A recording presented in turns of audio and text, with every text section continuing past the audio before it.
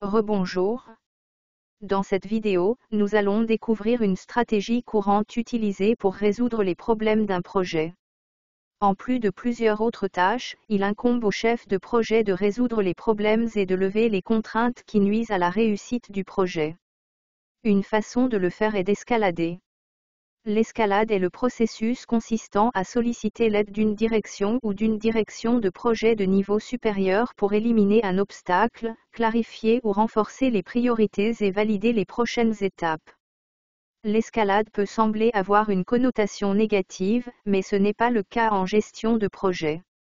Dans la gestion de projet, l'escalade doit être encouragée, utilisée souvent et même célébrée.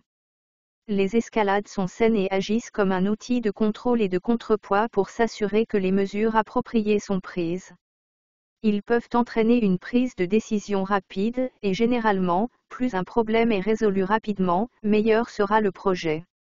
Au lieu d'aller et venir entre deux membres de l'équipe qui ne peuvent pas s'entendre, un tiers objectif pourrait aider à passer l'appel et à réduire les frustrations au sein de l'équipe. Enfin, les escalades encouragent la participation.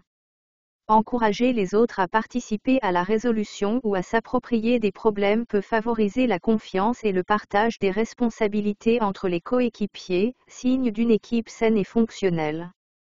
Avant de commencer à travailler sur un projet, le chef de projet, l'équipe et le sponsor du projet doivent établir des normes et des pratiques d'escalade.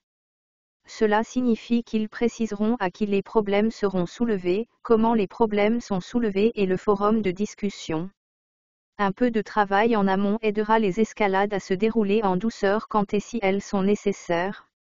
Vous savez donc ce qu'est une escalade et quand définir le cadre de gestion des escalades, mais comment savoir quand escalader? Un chef de projet doit escalader un problème au premier signe de problème critique dans le projet. Les problèmes critiques sont des problèmes qui peuvent retarder une étape importante du projet, des problèmes qui provoquent des dépassements de budget, des problèmes qui peuvent entraîner la perte d'un client et des problèmes qui repoussent la date d'achèvement estimée du projet. Fondamentalement, tout ce qui affectera votre triple contrainte, votre temps, votre budget et votre portée doit être remonté. L'escalade est idéale pour éviter deux problèmes courants au sein d'un projet, les guerres de tranchées et les mauvais compromis. Les guerres de tranchées se produisent lorsque deux pairs ou groupes ne semblent pas parvenir à un accord et qu'aucune des parties n'est disposée à céder. Cela entraîne l'arrêt du projet et retardera probablement certains aspects de l'avancement du projet.